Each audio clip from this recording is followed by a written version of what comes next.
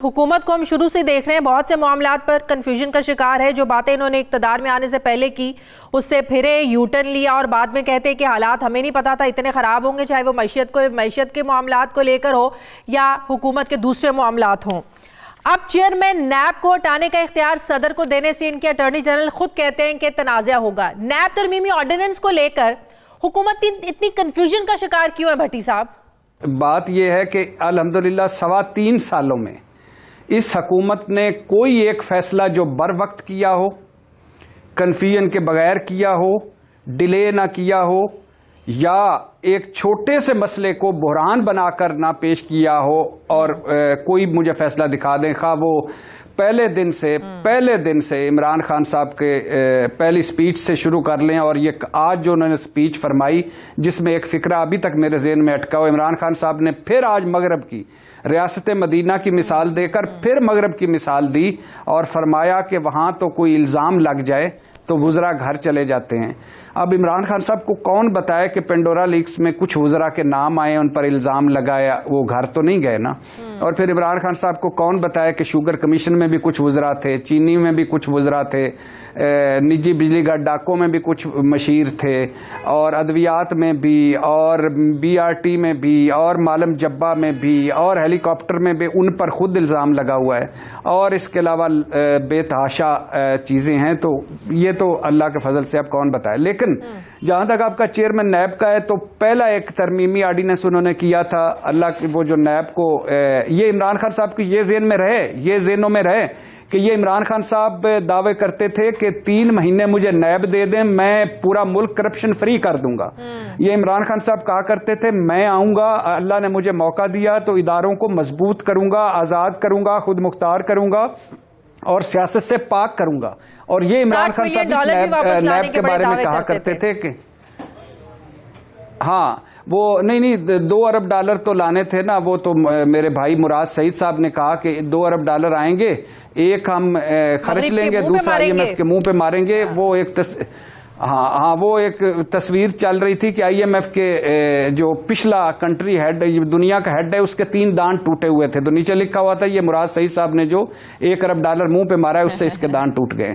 तो बेसिक बुनियादी चीज ये है कि बात ये है कि पहला ऑर्डिनेंस जान छूटी, ये आ गए ये, और फिर उसके बाद दूसरा शेमफुल ऑर्डिनेंस किया इन्होंने, शेमफुल, कि जिसमें इन्होंने और उसके बाद जो तीसरा किया उसमें भी एक शेमफुल ये किया कि ये सुप्रीम जुडिशल काउंसिल के बजाय सदर को इख्तियारात दे दें चेयरमैन को, यानी डम्मी बनाने का, यानी FIA जैसे है, यानी जिस तरह और इदारे हैं, सरकारी इदारे बना दिए कि चेयरमैन के सर पे तलवार लटकती रहे ताकि वो कोई फैसला ना कर सके और कोई हमारे किसी हुकूमत के खिलाफ ना कर सके। अब उसके बाद इनको ख्याल आया कि ये शायद अदालत में जाकर कोई अदालत चला गया तो ये खत्म हो सकता है। और दूसरी बात ये है कि या इनको कुछ वैसे ख्याल आ गया, अटॉर्नी जनरल ने तो वो ये वापस ले रहे हैं। और जनाब अटॉर्नी जनरल ने कहा है कि अगर इख्तियार दिया सदर मुमलिकत को गैर जरूरी तनाज़ा खड़ा हो जाएगा, ये एहसास दिलाया उन्होंने। अटॉर्नी जनरल साहब के बारे में सुना है मैंने कि बड़े अपराइट आदमी, अच्छे इंसान हैं। मैं उनको कहना चाहता हूं कि उन्होंने कल एक शो में फरमाया कि मुझसे मशवरा ही नहीं लिया गया। जब उनसे मशवरा नहीं लिया गया और ये ऑर्डिनेंस आ गया तो उनको इस ओहदे पर रहने का अखलाकी जवाज क्या? रिजाइन दें, घर चले जाएं। आप कहें कि भाई मैं अटॉर्नी जनरल हूं, मैं आपकी कानूनी टीम में शामिल हूं, मुझसे मशवरा नहीं लिया तो गुड बाय। लेकिन चूंकि हमारे यहाँ सारे इखलाकियात का एक अपना लेवल होता है, चलो उन्होंने यही बड़ी मेहरबानी को उन्होंने बता दिया। तो ये बुनियादी तौर पे ये सारा कुछ जो कुछ कर रहे हैं कि ये कर रहे हैं कि जो अब अपने स्कैंडल्स आए हैं ये उनको वो अपनों को बचाने के लिए, ब्यूरोक्रेसी को बचाने के लिए, ताजरों को बचाने के लिए, और जाहिर अपोजिशन 4 महीने की मियाद होती है, एक मुद्दत होती है, ये कोई सदा रहना नहीं है। फिर एतजाज एहसन साहब से मेरी बात हो रही थी, वो कह रहे थे कि कौमी असम्बली या सेनेट कोई एक हाउस भी इसके खिलाफ करारदाद ले आता है तो ये खत्म हो जाएगा। तो इसलिए इतना ज्यादा वो परेशान होने की जरूरत नहीं है, कुछ सदा इनके साथ चलना नहीं है। कल को दूसरी हुकूमत आएगी, वो क्या आपका मतलब है इसको चलाएंगे, खत्म हो जाएगा सारा कुछ? नहीं, इमरान खान साहब को ये अगर पता हो कि ये जब बेनज़ीर भुट्टो साहबा का एहतसाब नवाज शरीफ साहब कर रहे थे, सैफुर रहमान कर रहा था, हाँ। किसी के वहमो गुमान में भी था कि नवाज शरीफ साहब जेल भी जाएंगे या नाहल भी हो जाएंगे या लंदन भी मफरूरी की जिंदगी काटेंगे। तो ये वक्त बदलते देर नहीं लगती। हजरत अली रदी अल्लाह ताला अन्हु का है कि अगर ये कुर्सी मुस्तकिल होती तो तुम तक कैसे पहुंचती। तो ये इमरान खान साहब का 5 साल कर लें, ये जिसमें 2.25 साल रह गए हैं, 2.25 साल रह गए हैं, तो अब अगर ये बचा भी लेते हैं 2.25 साल, किसी के खिलाफ कोई बात भी नहीं होने देते, कोई स्कैंडल नहीं निकलने देते। क्या आप समझते हैं कि अद्वियात स्कैंडल, निजी बिजली घर स्कैंडल, पेट्रोल स्कैंडल, आटा गंदम स्कैंडल, शुगर स्कैंडल या BRT या मालूम जब्बा नहीं निकलेंगे अगले हुकूमत में आकर? निकलेंगे। और ये तारीखें बदलने वाले चेहरे बदल जाएंगे। तो ऑपोजिशन को भी बड़ी उम्मीद हुई थी कि बहुत से ऑपोजिशन रहनुमाओं के जो है ना वो केसेस खत्म हो जाएंगे, उन्हें रिलीफ मिल जाएगा। आपको क्या लगता है कि वो हुकूमत ने जानबूझकर डाली थी ये शिक्के चले ऑपोजिशन को भी रिलीफ मिल जाए, इनके अगले साल 2 साल आसानी से गुजर जाएं, या अब इन्होंने ये जानबूझकर किया है ऑपोजिशन को मजीद टाइट करने के लिए? कोई एक काम तो कॉन्शियसली किया है इन्होंने?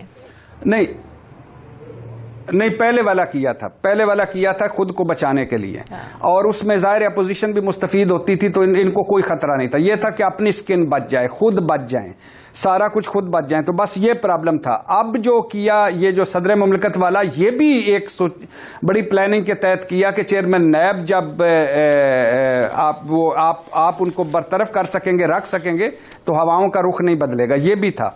लेकिन आपको पता है राजा परवेज अशरफ साहब इसी एक तरमीमी आर्डिनेंस का फायदा उठाकर वो निकल गए थे, वो एक केस में बरी हो गए थे। और अभी भी ये तरमीमी आर्डिनेंस जब आया तो 42 बरियत की दरखास्तें दी गई हैं टेक्निकल बुनियादों पर मुख्तलिफ लोगों ने नैब को। तो या तो मेरा कहने का मकसद ये है कि ये लंबे चौड़े प्लान क्यों करते हो? आर्डिनेंस लाओ और नैब को ताला मार दो। 3.25 सालों में जितना आप सोचिए कि जितना ये नैब पे अपोजिशन, हुकूमत और सारे बोले हैं, कभी पुलिस पे बोले हैं, कभी किसी इदारा जाती रिफॉर्म्स पे बोले हैं, कभी किसी और जगह पे बोले हैं, इसलिए नहीं बोले। पुलिस से याद आया, आज बड़ी तब्दीलियां हुई हैं। ये पंजाब में क्या पुलिस की 6 महीने बाद जब तक तब्दीलियां ना हो तो क्या पंजाब पुलिस चल नहीं सकती? CCOPO बदल दिए गए, आज DIG ऑपरेशन लाहौर को बदल दिया गया, 18 अफसरान को बदला है आज पंजाब में। ये खैर से एक तब्दीली जो है ना वो बड़ी ज़रूरी थी, और वो तब्दीली थी साईं उस्मान बुज़दार की।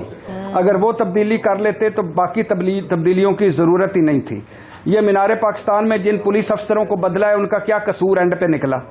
बाकी जितने बदले हैं, जितने IG बदले हैं, उनका क्या निकला? तो ये सारे, ये तो खैर है। तो वो मैं कहने के साथ था, कोई भी ये नहीं चाहता नैब आज़ाद और खुद मुख्तार हो, कोई भी नहीं चाहता कि उसका अपना एहतसाब हो, कोई ये नहीं चाहता। सारे चाहते हैं कि मुखालफीन रगड़े में आए और वो हम बच जाएं। तो ये कभी हुआ नहीं है। तो करते रहे, तब्दीलियां भी करते रहे, सारा तब्दीली सरकार है, इनके तब्दीलियां करते रहे। मगर एक बात है, अवाम पर फोकस करें, जो अवाम के मसाल हैं। जी आखिरी सवाल। जी, तहरीके लब्बैक के साथ एक तरफ मुआहदा, दूसरी तरफ एक वजीर कोई बयान दे रहा है, दूसरा वजीर कोई बयान दे रहा है, मुफ्ती साहब कोई बात करते हैं आकर, मुफ्ती मुनीबुर रहमान साहब कहते हैं कि ये फ्रांसीसी सफ़ीर को निकालने का जो मुतालबा था ये तो तहरीके लब्बैक का मुतालबा था ही नहीं। शेख रशीद साहब कुछ बात करते हैं, फवाद चौधरी साहब कुछ बात करते हैं। क्या हुकूमत इसे मतनाज़े जानबूझकर बना रही है, या हुकूमत के वजीर कर क्या रहे हैं? दो बातें इस पे। पहली बात तो यह कि आज एक प्रोग्राम में साहबजादा हामिद रजा ने कहा है कि हमारा मसला ही नहीं था फ्रांसीसी सफ़ीर का। पहली बात तो ये कि इसका मतलब है कि जो तरीके लब्बैक वाले निकले थे वो निकले थे कि जो उन्होंने ये भी आज कहा है कि हुकूमत पिछले मुआहदे में कहा था कि 2 महीने बाद साद रिजवी साहब को रिहा किया जाएगा। तो पहला मसला तो ये कि साद रिजवी साहब की रिहाई, कालअदम का लेबल हटाना, 4 शेड्यूल से निकालना, मुकदमात ख़त्म करना। उसमें मेरा सवाल ये है कि रसूल अल्लाह सल्लल्लाहु अलैहि वसल्लम का या मज़हब का नाम इस्तेमाल नहीं होना चाहिए था। और जो 9 एहलकार 2 धरनों में शहीद हुए हैं उनमें गुलाम रसूल भी एक था। पहला तो उनका। दूसरा, इधर से अब एक तरफ वो जो चौधरी साहब हैं, जाज चौधरी साहब, वो अब कह रहे हैं हमारा इनके साथ अलायंस भी होगा।